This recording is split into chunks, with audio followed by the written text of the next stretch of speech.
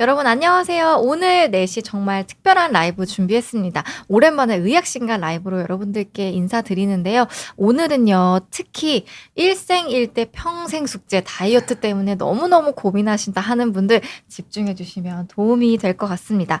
역설적이게도 다이어트를 잊을 때 비로소 다이어트에 성공할 수 있다라고 설명해 주시는 분이 계십니다. 바로 이 분야의 전문가 이단비 원장님이신데요. 원장님과 함께 이런저런 이야기 나눠보면서 여러분들께 도움이 되는 꿀팁들 알려드리도록 할게요. 먼저 바로 선생님 모시겠습니다. 안녕하세요. 안녕하세요. 아유, 비운데 처음 나와주셨는데요. 너무 단아하시고 너무 아름다우신 선생님. 감사합니다. 감사합니다. 저희 비욘디 시청자분들께 인사 좀 부탁드릴게요. 네. 안녕하세요. 저는 이제 이번에 습관 하나로 평생 가벼워졌다라는 책을 낸 이단비라고 합니다. 지금 저는 이제 서울대에서 식품영양학과를 졸업하고 영양사 면허를 취득을 했었고요. 지금은 가정의학과 전문의로 일을 하고 있습니다. 블로그나 인스타그램에서 닥터 스윗비라는 필명으로 활동을 하고 있기도 하고요. 네. 평소에는 이제 고혈압, 당뇨, 고지혈증 같은 환자분들을 만나는 동네 의사로 일하면서 네. 워킹맘으로 또 아이를 키우고 있기도 합니다. 오늘 이렇게 제가 좋아하는 비욘디라는 이렇게 훌륭한 채널에서 초대해 주셔서 너무 영광입니다. 아유, 네, 감사합니다. 반갑습니다. 선생님. 오늘 귀한 자리 해주셔서 너무너무 감사드리고요. 특히 이제 선생님께서 이제 식품 영양학을 먼저 전공하셨다가 네.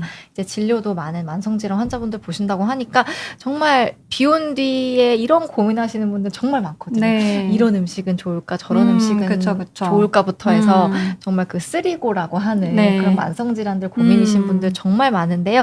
뭐 다양한 질문들 주시면 오늘 원장님께서 답변 들려드릴 수 있으니까요. 그것도 참고해 보시면서 오늘의 주제 이야기 나누어 보도록 할게요. 네. 먼저 이 습관 하나로 평생 가벼워졌다를 출간을 네. 하셨는데요. 이 책에 대해서 이야기하기 전에 좀 궁금한 것들이 몇 가지 있습니다. 네. 선생님이 너무 지금 많으셨는데 좀 비밀이 네. 있다고요. 그렇죠. 제가 사실은 이제 네. 이 책을 쓰게 된 계기이기도 한데요. 네네. 사실은 지금은 딱 누가 봐도 그냥 뭐 평범한 체격이네? 이렇게 많으셨어요. 네. 보실 수 있겠지만 사실 제가 한 7년 전쯤에 한 10kg 이상 이제 갑자기 좀 살이 찌는 희귀병에 좀 진단을 받은 적이 있어요. 그때 이제 처음으로 제가 비만 환자가 되면서 어떻게 이걸 해결해 나가야 될지 이런 고민들을 많이 하게 됐었고요.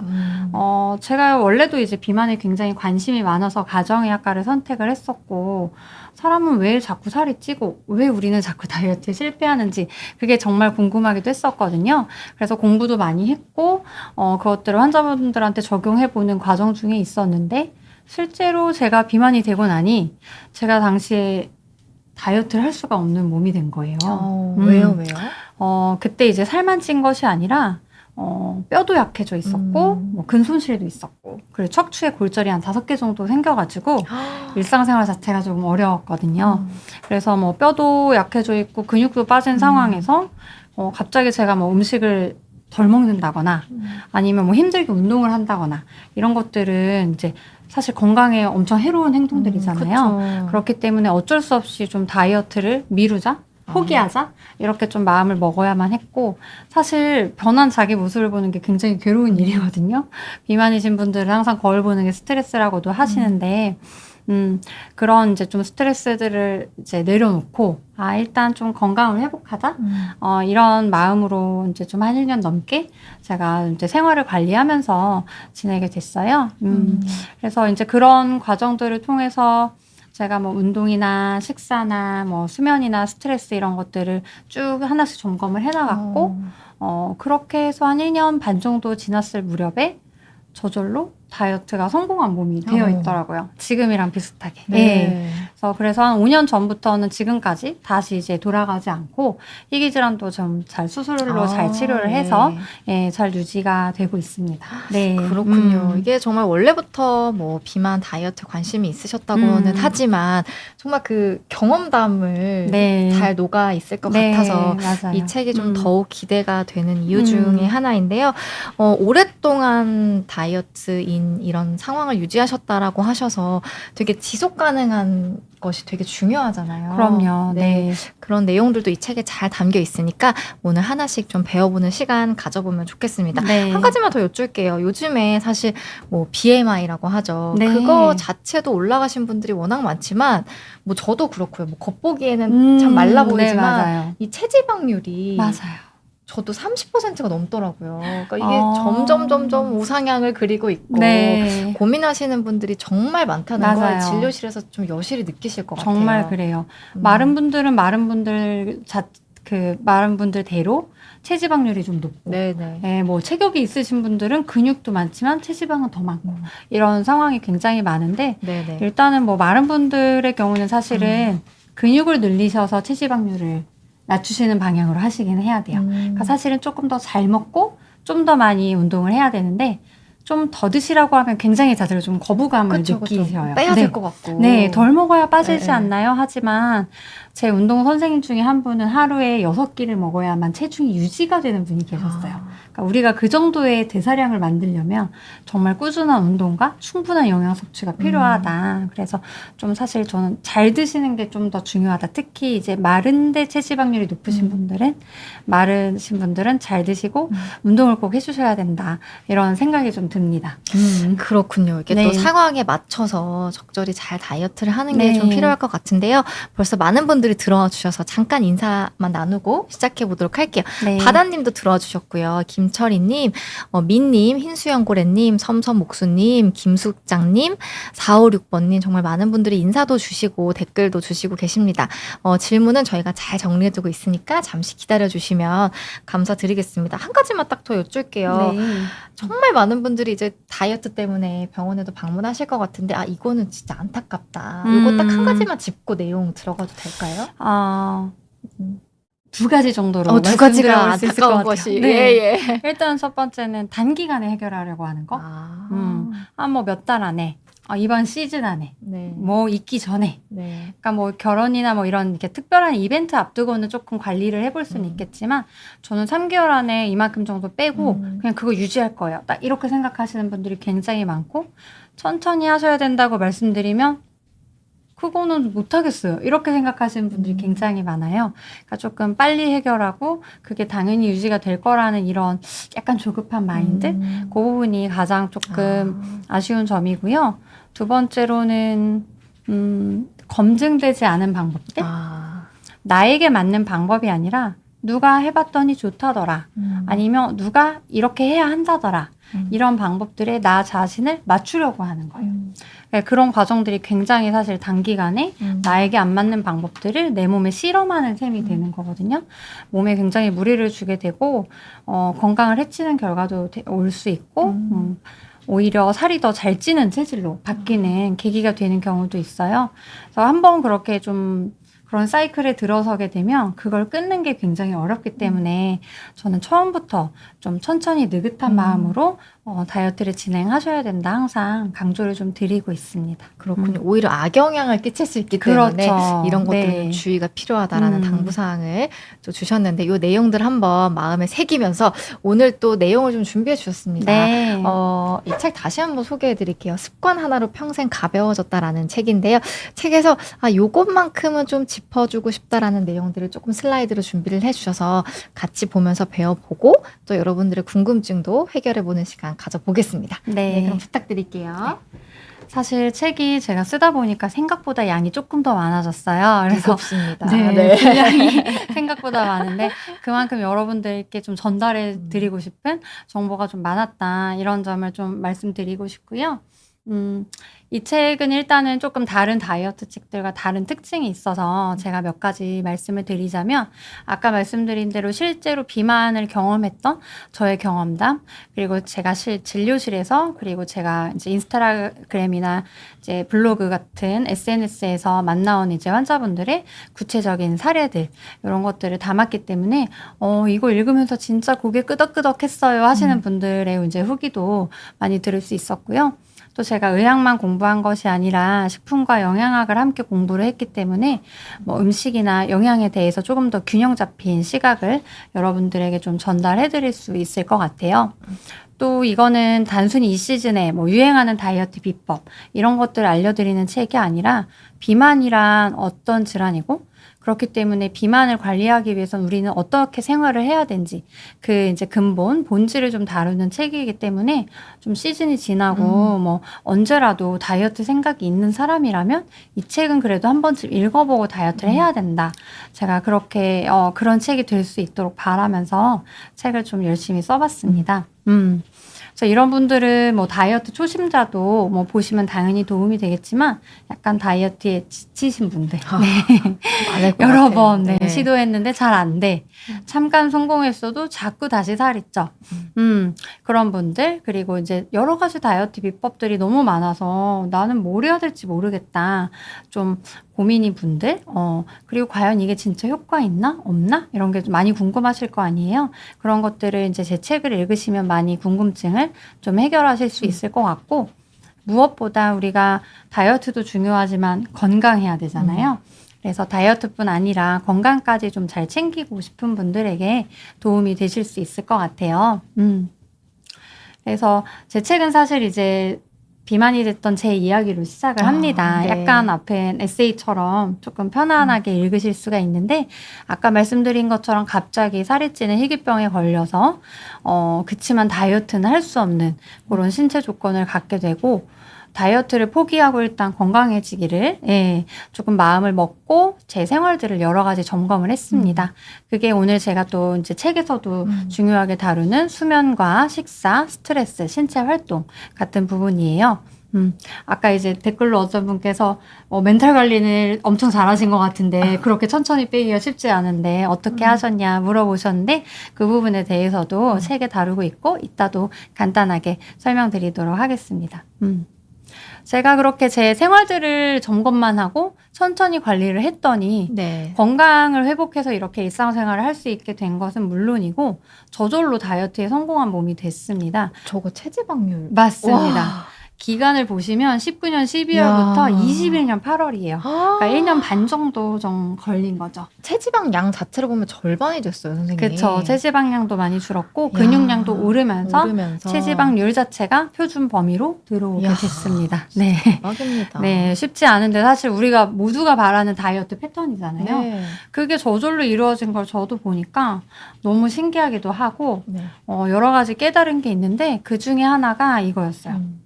살 빼서 건강해지는 게 아니라 건강해져야 살도 빠지는 거구나. 예.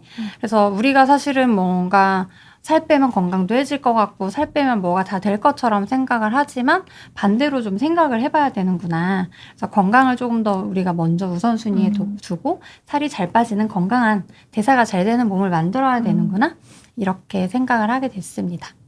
그래서 이제 아까 제가 말씀드린 단기간에 해결하거나 이제 내 몸에 실험하는 그런 방식의 기존 다이어트 방식들은 돌이키기 힘든 부작용이나 결과를 좀 초래할 수 있기 때문에 지양하셔야 될 것 같고요. 우리가 이제 자꾸 어떤 거에 실패하면 자꾸 실패한다고 해서 무작정 다른 방법을 좀 찾기보다는 원인을 좀 찾아서 분석하고 해결하는 게 먼저라는 생각이 좀 들었어요. 네.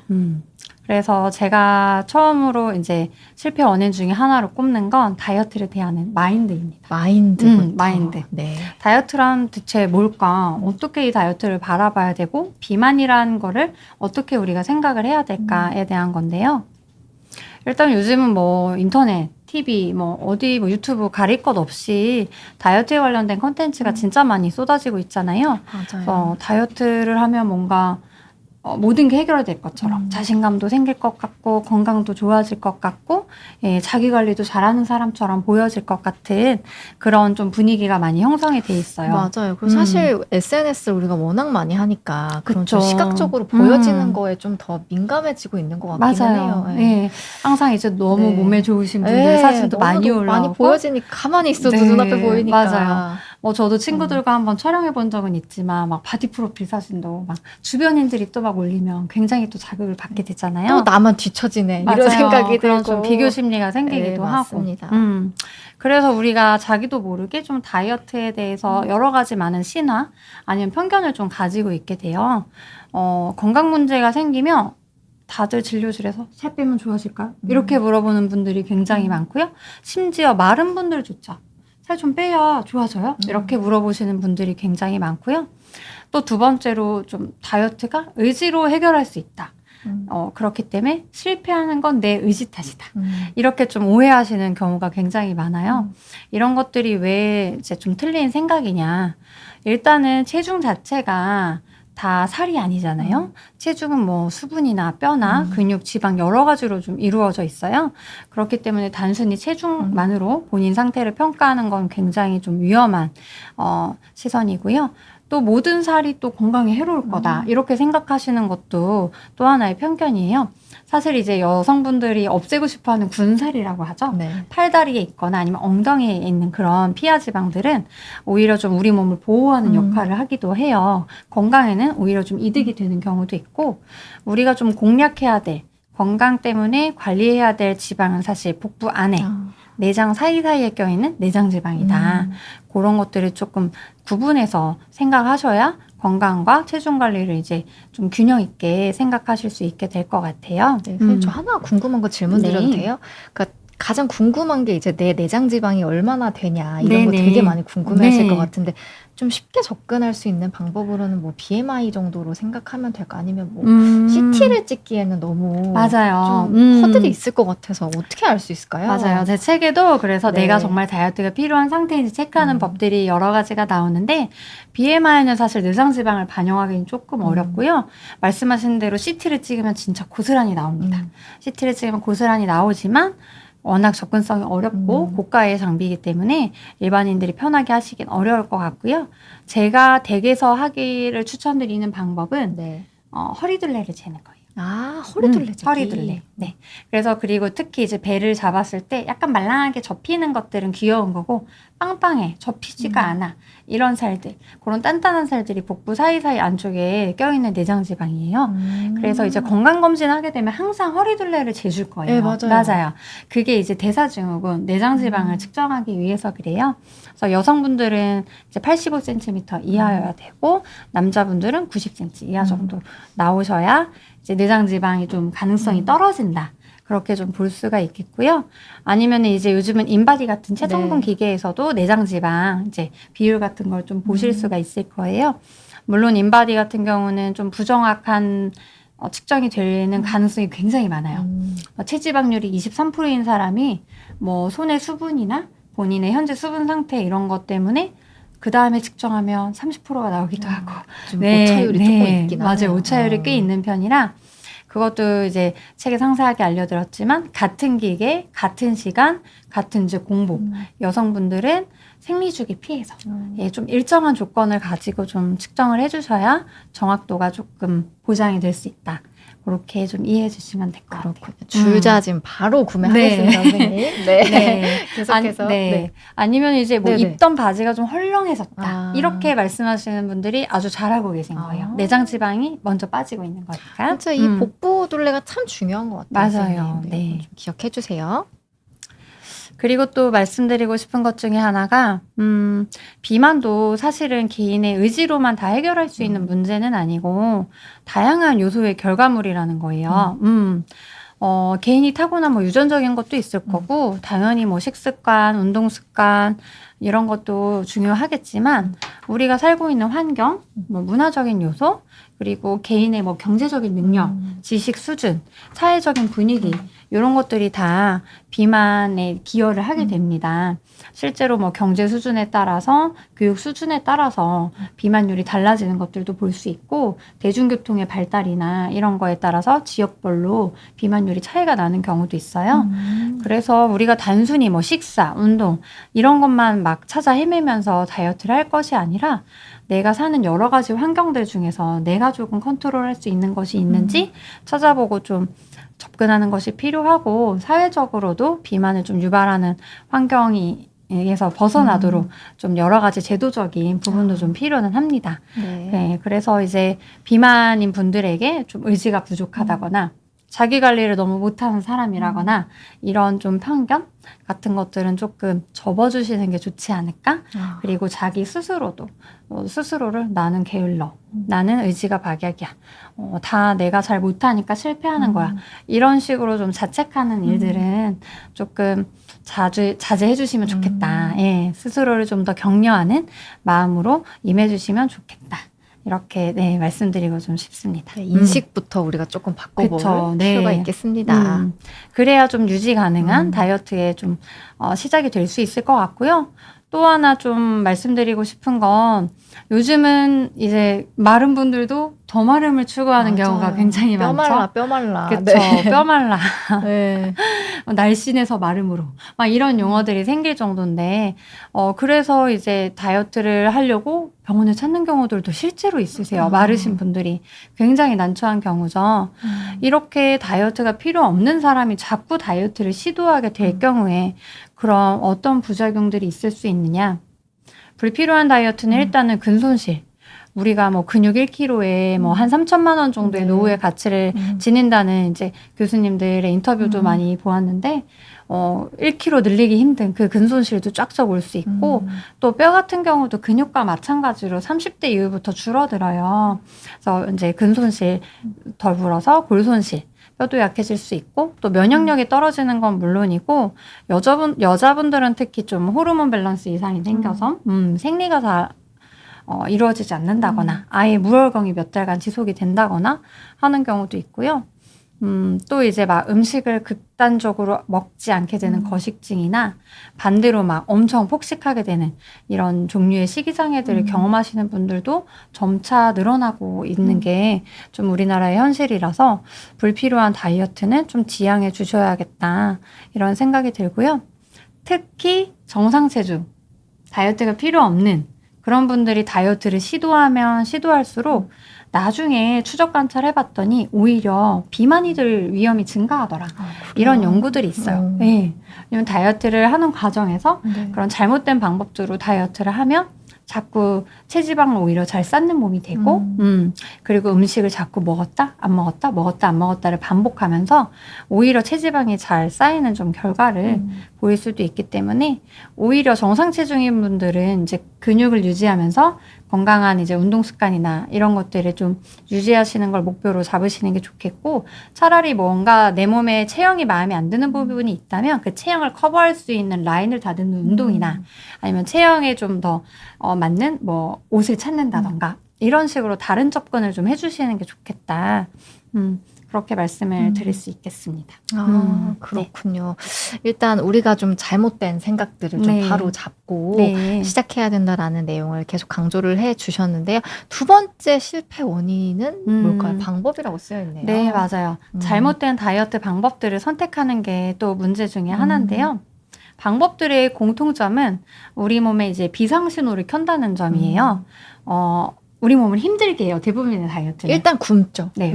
편하게 다이어트 해보신 분 거의 없을 거예요. 없죠. 그쵸? 네. 네. 뭐 가만히 있어도 네. 뭐 살만 빠진다 이런 거는 거의 불가능하니까 일단 뭐 덜 먹고 막 갑자기 힘들게 운동하고 그리고 또 단기간에 막 빼요.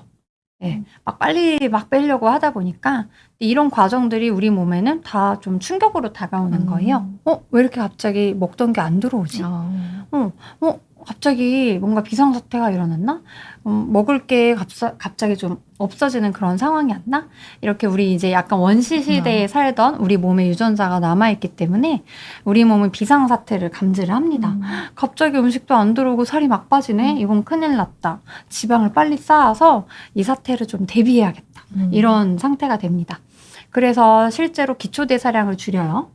그리고 활동할 때 이제 대사량도 줄여요. 그래서 전반적인 하루 에너지 소비량이 많이 줄어들게 되고 또 생존을 해야 되니까 식욕을 엄청 늘려요.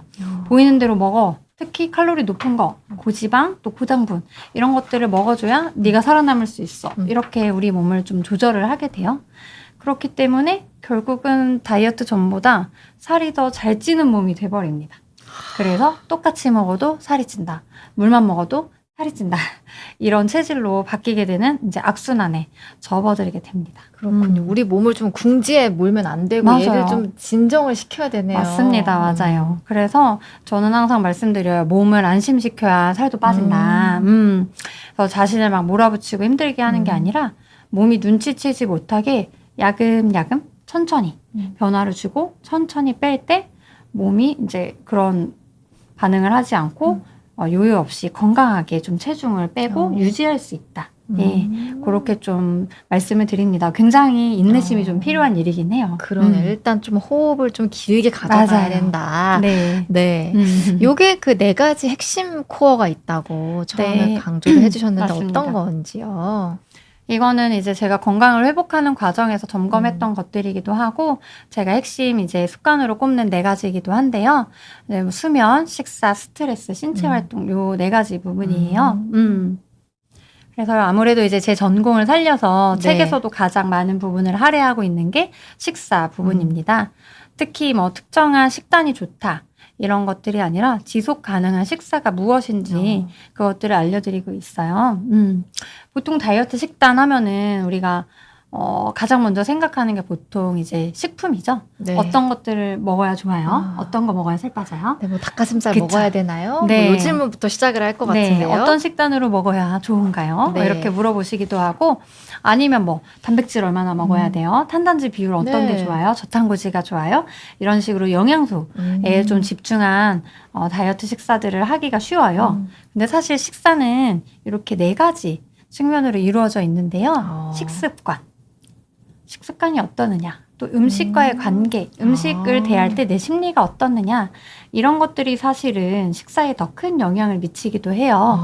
특히 비만이신 분들은 식습관이 많이 무너져 있는 경우가 많고, 음식과의 관계가 좀 어긋나 있는 부분이 많기 때문에 어떤 특정한 식품이나 뭐 영양소를 따지기 이전에 이 식습관과 음식과의 관계를 먼저 좀 점검해 보시는 게 필요할 것 같다 말씀드릴 수 있을 것 같아요. 이거는 되게 새로운 접근인 것 같아요, 선생님. 그쵸. 네. 네. 식단을 짜주세요 라는 질문에서 보통 시작을 하는데 그쵸. 이 음식에 대한 태도도 굉장히 중요하다는 말씀이시네요. 네.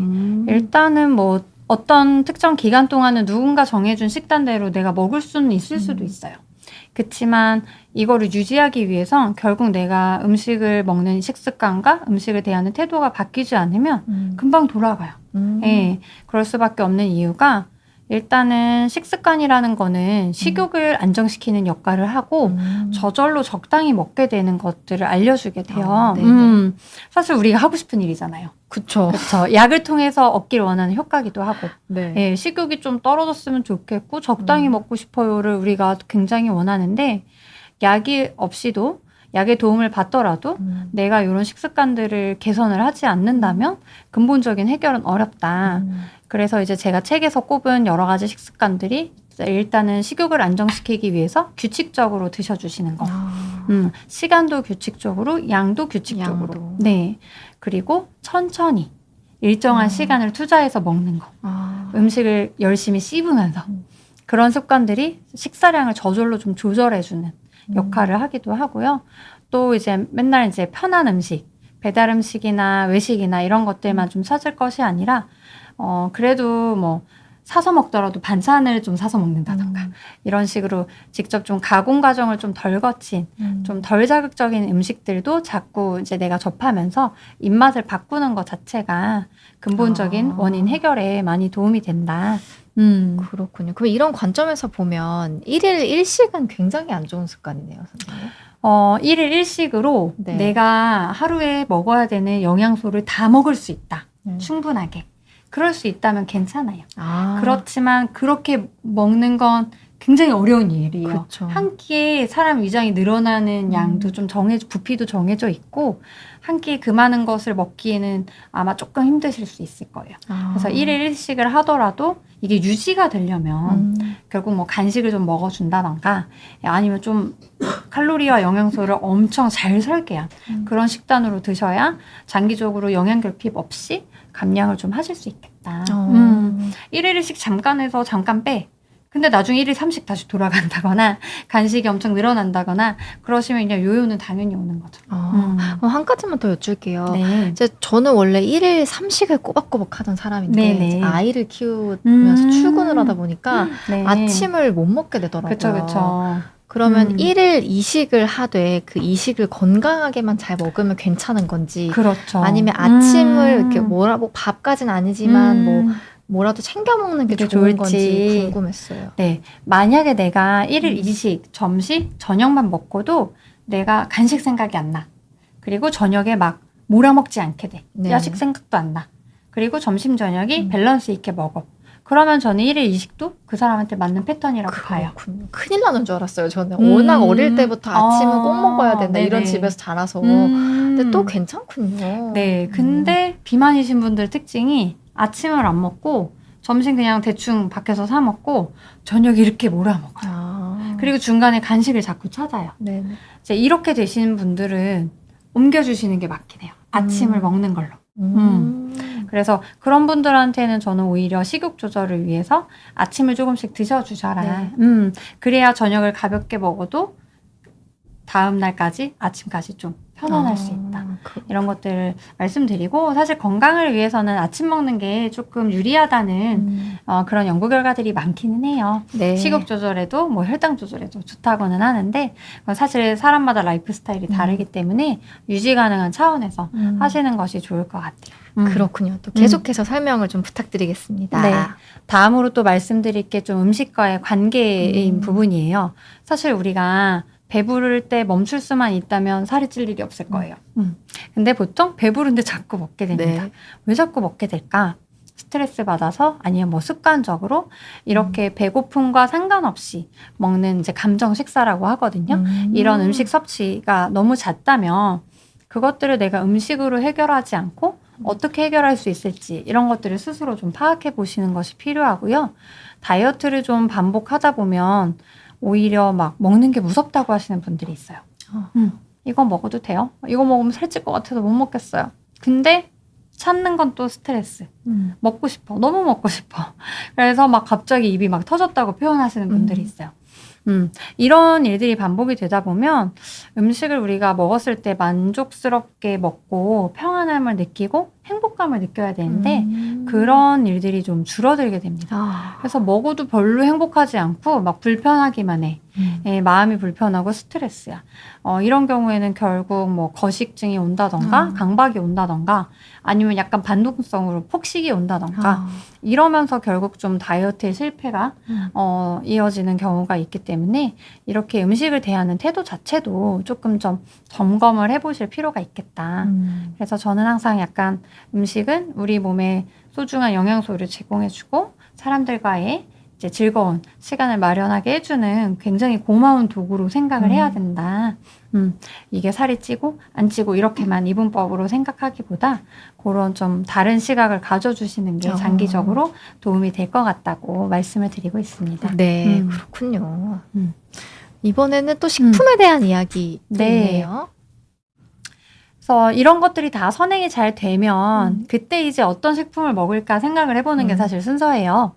그래서 먹을수록 이제 뭐 체중 감소에 도움이 되는 식품들, 먹을수록 체중 증가랑 연관이 된 식품들, 아주 한 10년, 20년 정도 사람들을 추적 관찰했을 때 뭐 채소과일, 통곡물, 생선, 요거트 이런 음식들이 먹을수록 좀 체중 감소랑 연관이 있더라 이렇게 알려져 있고요.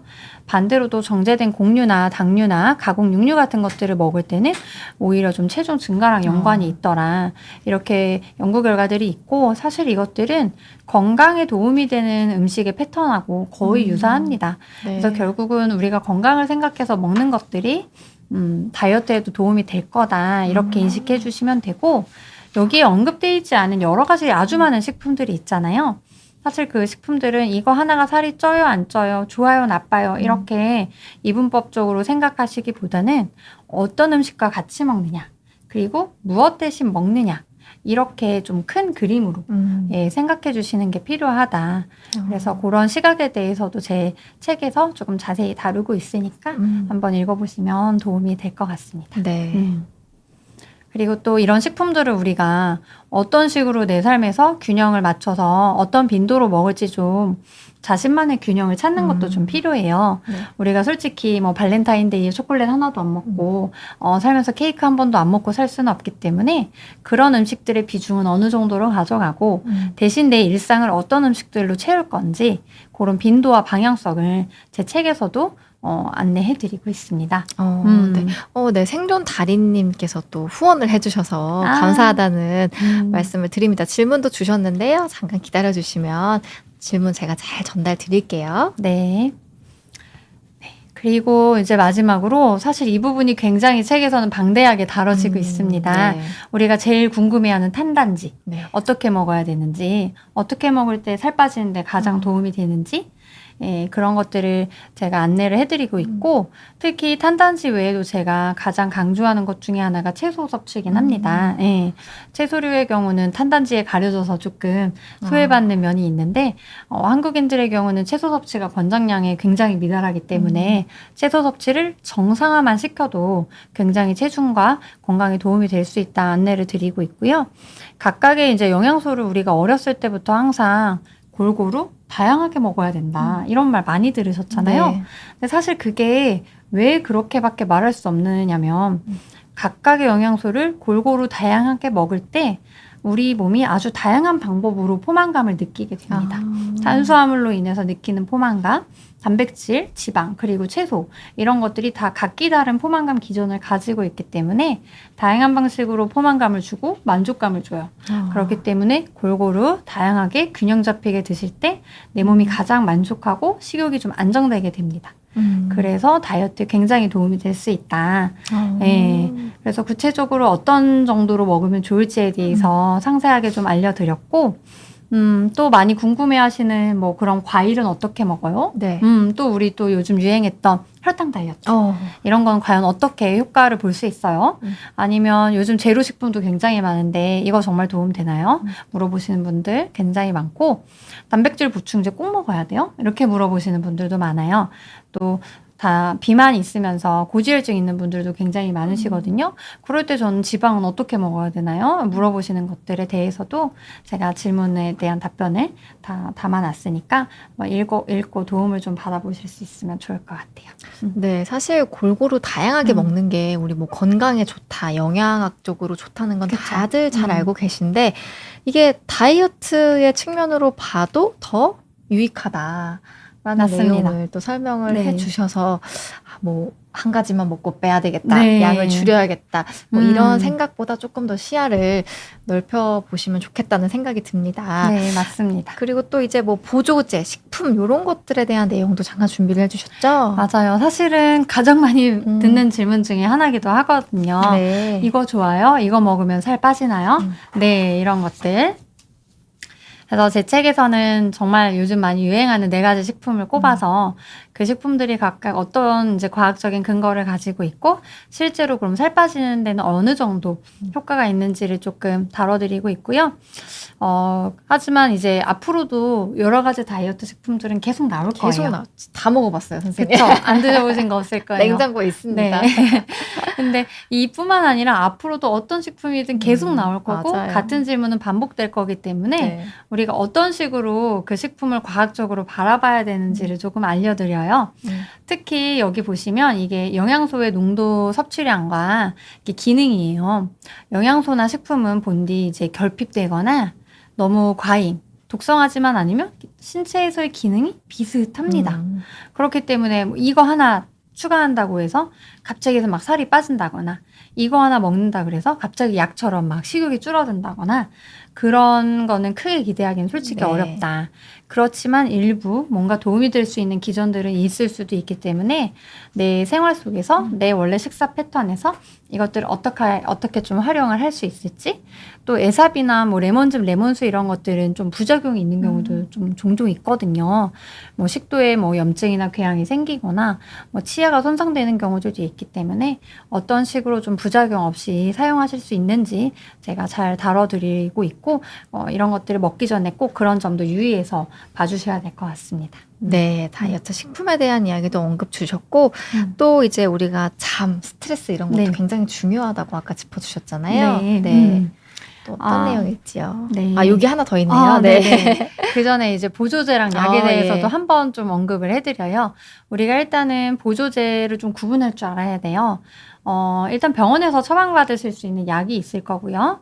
또 시중에 판매하는 보조제들은 건강기능식품 인증을 받은 건강기능식품이 있고 그냥 인증이 없는 일반 식품도 있어요. 사실 일반 식품이라는 거는 효능이란 걸 거의 입증할 수 없거든요. 이제 뭐 백숙을 먹는다고 암이 나을 거라고 기대하는 사람은 없는 것처럼 일반 식품의 경우는 사실 기대할 수 없지만 광고는 정말 다이어트에 효과가 있는 것처럼 광고되는 경우가 굉장히 많아요. 그래서 항상 이런 것들을 구분할 줄 아는 능력을 가지셔야 된다. 그리고 건강기능식품 같은 경우는 일부 연구들에서 좀 효과가 있기는 해요. 그래서 좀 적절하게 사용하시면 도움이 될 수도 있지만 굉장히 이것도 여러 가지 좀 주의해서 부작용을 피해서 잘 사용하실 수 있어야 된다. 그래서 주의점과 활용법에 대해서 자세하게 또 책에서 안내해 드릴 수 있고요. 무엇보다 이제 저는 의사이다 보니까 다이어트 이제 처방약을 많이 주로 다루게 되고요. 환자분들도 그에 대해서 제일 문의가 많은데 이제 단기로만 사용할 수 있는 약이 있고 장기적으로 좀 건강하게 무리 없이 사용할 수 있는 약들이 있거든요. 그래서 이런 부분을 막 인터넷에서 검색해보고 본인이 막 결정해서 오시는 경우가 사실 많아요. 네. 근데 그러기보다는 나에게 맞는 것들을 의사와 상의해서 좀 장기적으로 안전하게 쓰시는 게 좋겠다. 그렇게 말씀드릴 수 있을 것 같아요. 네. 그리고 이제 아까 우리가 얘기했던 이제 수면이나 스트레스 이런 생활적인 부분에 대해서 이야기를 할 텐데요. 사실 저는 식사 이전에 이런 것들이 선행이 돼야 안정적으로 식사를 유지할 수 있다는 생각이 들어요. 특히 그중에서 제가 1번으로 강조하는 게 수면입니다. 좀 충분히 주무시나요?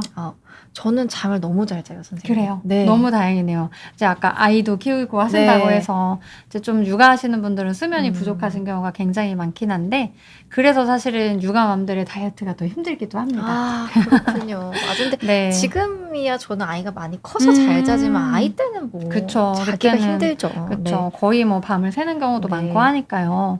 그래서 수면이 부족하게 되면 단 하루만 수면이 부족해도 식욕을 좀 촉진하는 호르몬들이 많이 늘어나게 되고요. 지방 분해하는 호르몬은 줄어들고 지방 쌓는 호르몬은 늘어나게 됩니다. 이게 장기적으로 이어질수록 그런 호르몬 체계 변화가 이어지게 되고요. 사실 현대인들은 좀 수면이 굉장히 부족한 삶을 사는데 본인이 부족한지도 모르고 사는 경우가 굉장히 많아요. 그래서 만성 수면 부족을 어떻게 좀 확인해 볼 수 있는지 책에서 좀 체크리스트를 담았고 또 꿀잠을 자기 위해서는 지금 같은 낮 시간부터 사실 잠을 위해서 내 생활을 관리를 해야 돼요.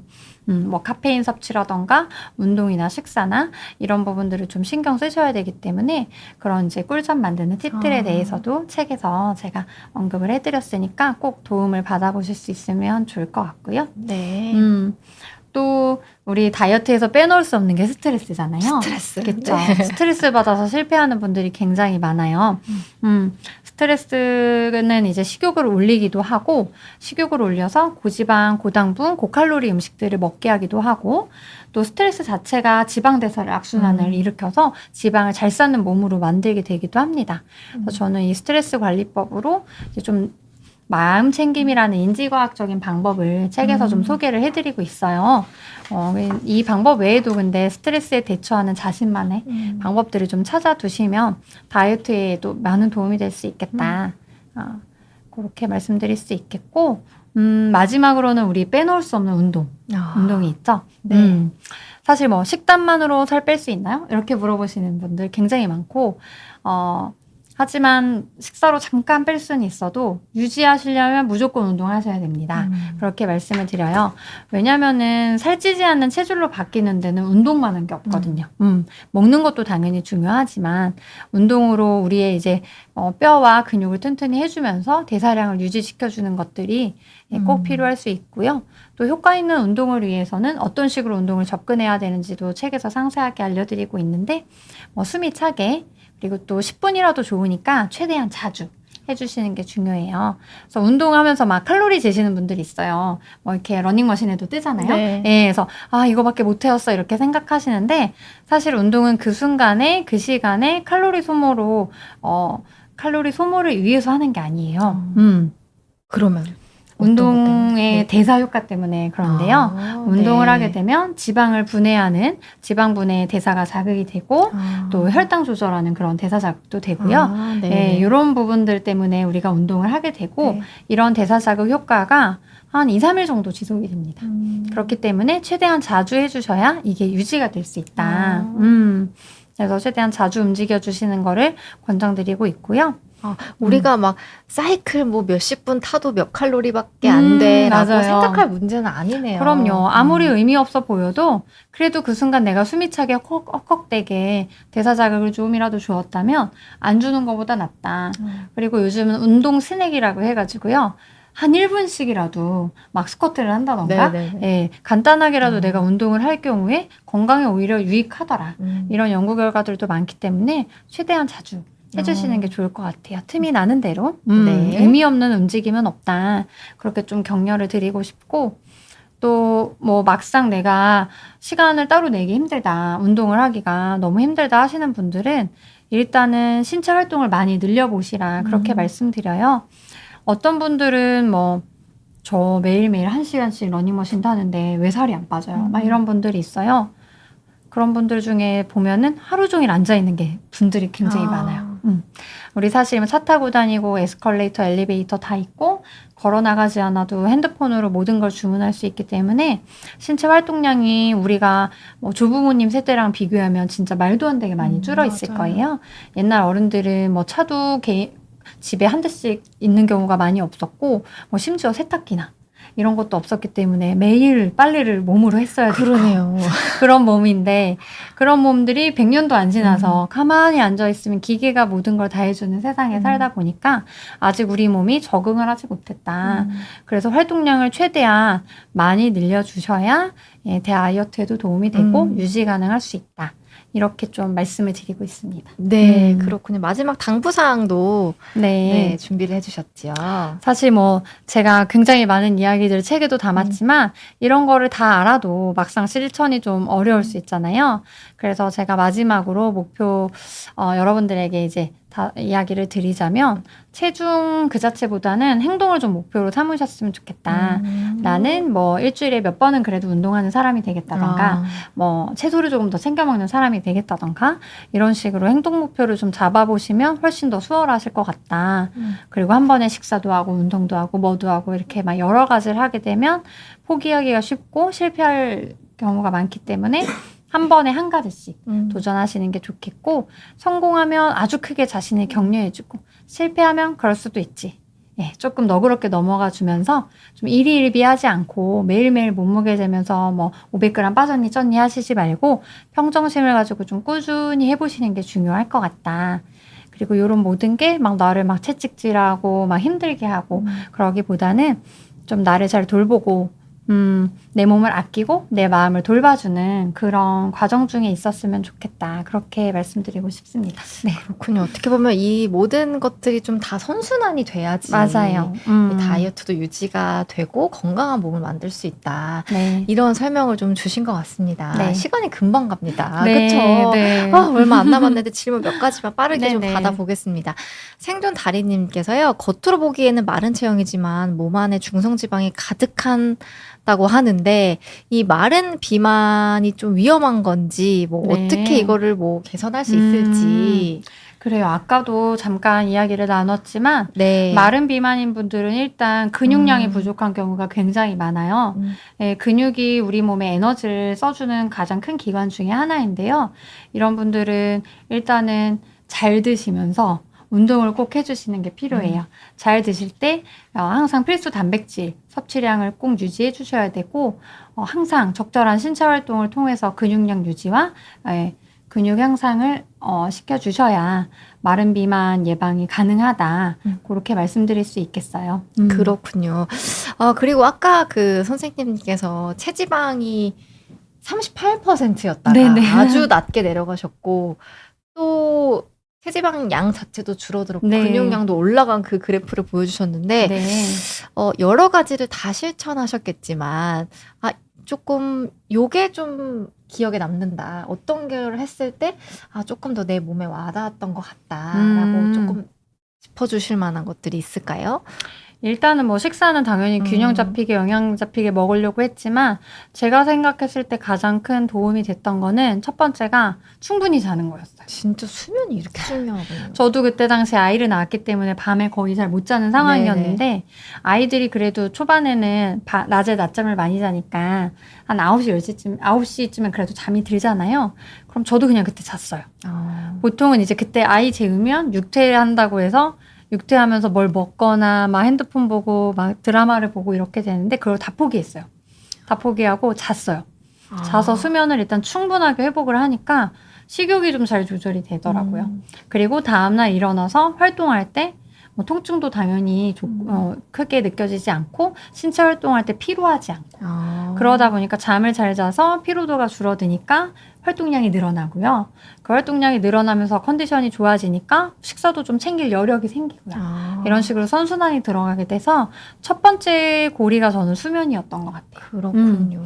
왜냐하면 저도 사실 뭐 수련받고 뭐 아이 키우고 이러면서 잠을 정말 많이 포기했었는데 그 잠을 포기하지 않고 다른 것들을 포기를 했더니 오히려 건강에 많이 도움이 됐고 다이어트에도 도움이 됐던 것 같다. 그렇군요. 네, 그렇게 말씀드릴 수 있을 것 같아요. 요즘 들어서 더 이 잠의 중요성이 더 높아지는 것 같아요. 정말 네네. 많은 선생님들이 뭐 노년 건강이면 노년 건강, 뭐 모든 것에 제일 중요한 거를 잠이라고 꼽아주시는 분들이 정말 맞아요. 많은데 이 다이어트에도 맞아요. 잠이 그렇게 중요하군요. 핸드폰 조금 줄이고 저도 네. 잠을 조금 더 자보는 것으로 네. 해보겠습니다. 원장님 칭찬을 해주시는 분들이 정말 많네. 감사합니다. 네, 워킹맘인지 몰랐습니다. 네. 피부도 너무 좋으시다고 많은 분들이 이렇게 응원의 댓글을 주고 계신데요. 시간이 벌써 다 네. 마무리할 시간이 돼서 인사를 네. 좀 들어봐야 될 것 같습니다.